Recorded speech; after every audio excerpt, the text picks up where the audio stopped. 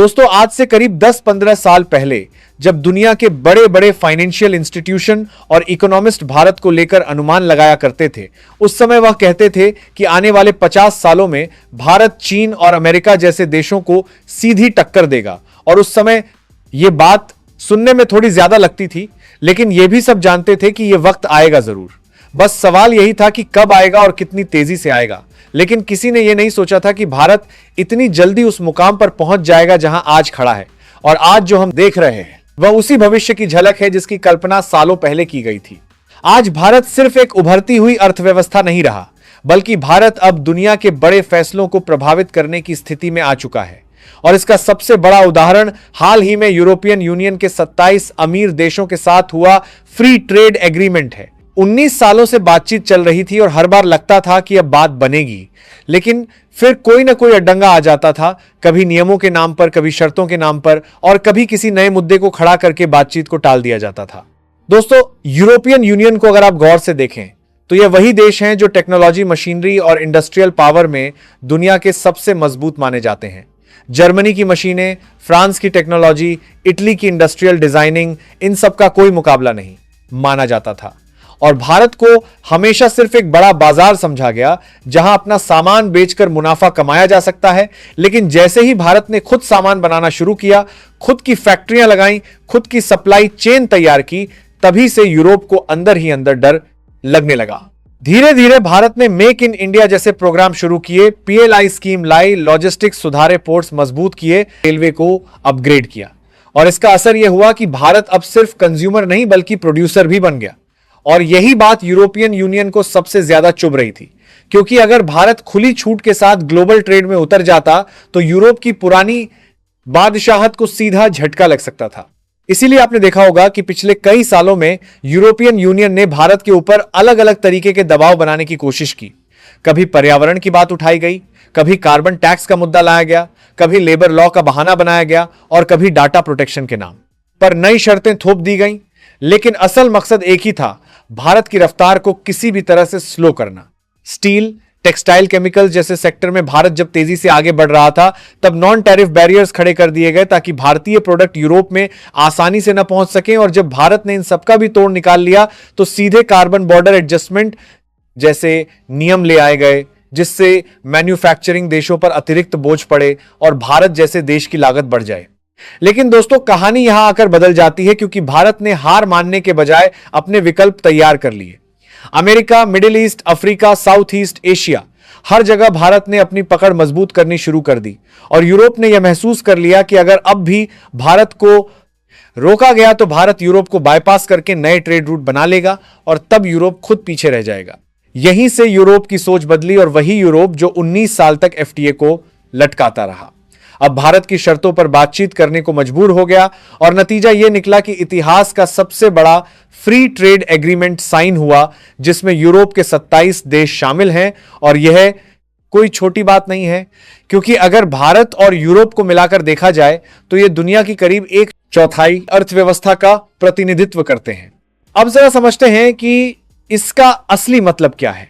भारत का कुल एक्सपोर्ट लगातार बढ़ रहा है, लेकिन अभी तक इंपोर्ट ज्यादा था, यानी हम बाहर से ज्यादा खरीद रहे थे और बेच कम रहे थे।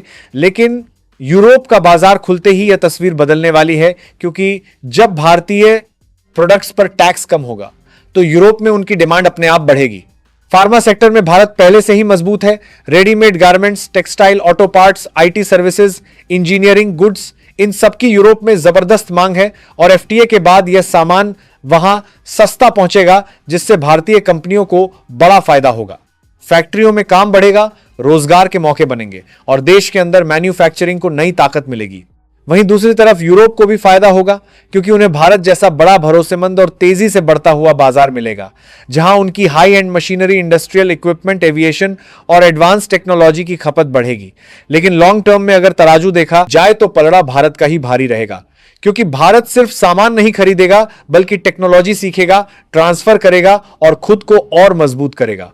यही वजह है कि आज दुनिया के 20 से ज्यादा देश भारत के साथ फ्री ट्रेड एग्रीमेंट के लिए लाइन में खड़े हैं, और यह लिस्ट लगातार लंबी होती जा रही है, क्योंकि सबको समझ में आ गया है कि आने वाला वक्त भारत का है और जो देश आज भारत के साथ जुड़ेगा वही कल फायदे में रहेगा। यूरोप के बाद अब कई और देश तेजी से भारत की तरफ झुक रहे हैं, लेकिन हैरानी की बात यह है कि अमेरिका अभी भी भारत की अहमियत को पूरी तरह नहीं समझ पा रहा और टैरिफ के ऊपर टैरिफ लगाए जा रहा है। इसी वजह से कई बड़े एक्सपर्ट अमेरिका की इस नीति को खुद के लिए नुकसानदायक बता रहे हैं। भारत की यह जीत आर्थिक नहीं बल्कि कूटनीतिक भी है, क्योंकि जिस भारत को कभी शर्तें मानने पर मजबूर किया जाता था, आज उसी भारत की शर्तों पर दुनिया समझौते करने आ रही है। और यही उस बदलते भारत की पहचान है जिसकी नींव पिछले 10-15 सालों में रखी गई है।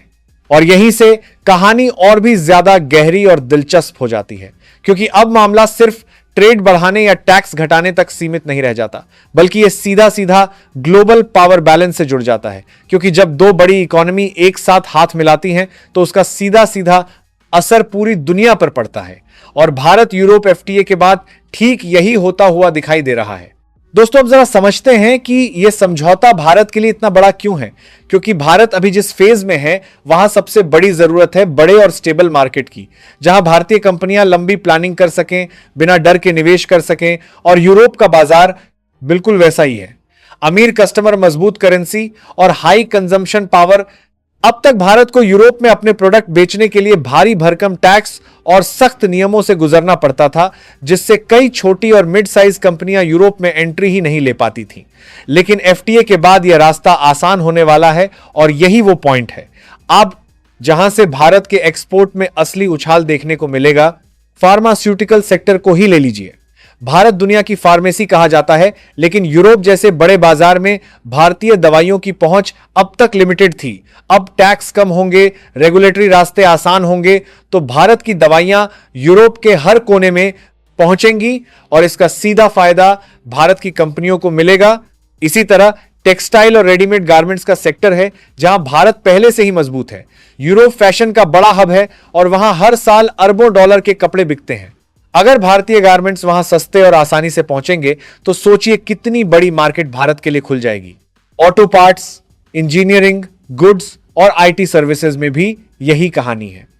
भारत पहले से ही इन सेक्टर्स में ग्लोबल लेवल पर पहचान बना चुका है और यूरोप के साथ एफटीए के बाद यह पहचान और मजबूत होने वाली है, क्योंकि अब भारतीय कंपनियों को बराबरी के लेवल पर खेलने का मौका मिलेगा। दोस्तों, अब बात सिर्फ एक्सपोर्ट तक सीमित नहीं है, इसका दूसरा पहलू भी उतना ही अहम है और वह है टेक्नोलॉजी ट्रांसफर। यूरोप के पास आज भी दुनिया की सबसे एडवांस मशीनरी और इंडस्ट्रियल टेक्नोलॉजी है और भारत को अगर मैन्युफैक्चरिंग में सुपर पावर बनना है तो उसे इस टेक्नोलॉजी की जरूरत है।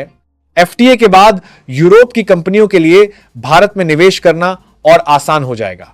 फैक्ट्रियां लगेंगी, जॉइंट वेंचर बनेंगे और धीरे धीरे वही टेक्नोलॉजी भारत के अंदर डेवलप होगी जो पहले सिर्फ यूरोप तक सीमित थी। और यही लॉन्ग टर्म में भारत के लिए बड़ा फायदा है। अब जरा इस पूरी तस्वीर को ग्लोबल लेवल पर देखिए। आज दुनिया में सप्लाई चेन शिफ्ट हो रही है। कंपनियां चीन पर अपनी निर्भरता कम करना चाहती हैं और इसके लिए उन्हें एक ऐसा देश चाहिए जो स्टेबल हो, भरोसेमंद हो और बड़े स्केल पर प्रोडक्शन कर सके। और भारत इस रोल के लिए बिल्कुल फिट बैठता है। यूरोपियन यूनियन को भी यह बात समझ में आ चुकी है कि अगर उन्हें अपनी सप्लाई चेन सुरक्षित करनी है तो भारत से बेहतर विकल्प कोई नहीं है। और इसी मजबूरी ने यूरोप को भारत के साथ झुककर समझौता करने पर मजबूर किया। दोस्तों, अब बात करते हैं उन देशों की जो लाइन में खड़े हैं भारत से एफटीए करने के लिए। साल 2025 में भारत ने करीब 50 देशों की एक लिस्ट तैयार की थी जिनके साथ ट्रेड एग्रीमेंट पर बातचीत हो सकती है। और यूरोप के साथ समझौता होने के बाद ये दुनिया देखती है कि यूरोप जैसे बड़े ब्लॉक ने भारत के साथ डील कर ली तो बाकी देशों को भी यह डर लगने लगता है कि कहीं वह पीछे न रह जाएं। और यही वजह है कि अब एशिया, अफ्रीका, लैटिन अमेरिका और मिडिल ईस्ट के कई देश भारत के दरवाजे पर दस्तक दे रहे हैं। यह सब सिर्फ इकोनॉमी की कहानी नहीं है, यह भारत की कूटनीतिक ताकत की भी कहानी है। क्योंकि आज भारत किसी एक ब्लॉक का हिस्सा नहीं है। भारत अमेरिका के साथ भी रिश्ते रखता है, रूस के साथ भी और यूरोप के साथ भी, और यही बैलेंस भारत को खास बनाता है। लेकिन इस पूरी कहानी में सबसे दिलचस्प रोल अमेरिका का है, जो अब तक भारत को पूरी तरह समझ नहीं पाया है। अमेरिका लगातार भारत पर टैरिफ लगाता जा रहा है और यही वजह है कि कई एक्सपर्ट इसे अमेरिका की सबसे बड़ी स्ट्रैटेजिक गलती मान रहे हैं। क्योंकि जिस भारत को अमेरिका दूर धकेल रहा है, वही भारत यूरोप, एशिया और बाकी दुनिया के साथ अपने रिश्ते मजबूत कर रहा है और आने वाले समय में यही रिश्ते ग्लोबल ट्रेड की दिशा तय करेंगे। अब अगर रोजगार की बात करें तो इसका असर सीधा जमीन पर दिखेगा। भारत में नई फैक्ट्रियां लगेंगी, छोटे शहरों में इंडस्ट्रियल क्लस्टर बनेंगे, युवाओं को नौकरी मिलेगी और यही असली विकास है जिसे आम आदमी महसूस करता है। एफटीए का मतलब सिर्फ बड़ी कंपनियों का फायदा नहीं होता, बल्कि इसका फायदा सप्लाई चेन में जुड़े हर छोटे बड़े बिजनेस को मिलता है। ट्रांसपोर्टर से लेकर पैकेजिंग वाले तक सबको काम मिलता है और यही वजह है कि भारत सरकार इस तरह के एग्रीमेंट्स पर इतना जोर दे रही है, क्योंकि यह लॉन्ग टर्म में देश की इकोनॉमी को मजबूत करने का सबसे पावरफुल तरीका है। आज भारत जिस मुकाम पर पहुंचा है वह किसी एक फैसले का नतीजा नहीं है, बल्कि सालों की प्लानिंग, इंफ्रास्ट्रक्चर डेवलपमेंट और पॉलिसी रिफॉर्म्स का नतीजा है। और यूरोपियन यूनियन के साथ एफटीए उसी मेहनत की सबसे बड़ी पहचान है। जो यूरोप कभी भारत की रफ्तार को स्लो करने की कोशिश कर रहा था, आज वही यूरोप भारत की ग्रोथ का पार्टनर बन चुका है और यही बदलते वक्त की सबसे बड़ी सच्चाई है। आने वाले सालों में जब भारत और ज्यादा एफटीए साइन करेगा, तब यह साफ हो जाएगा कि भारत अब सिर्फ एक उभरता हुआ देश नहीं, बल्कि ग्लोबल इकोनॉमी का सेंटर बन चुका है।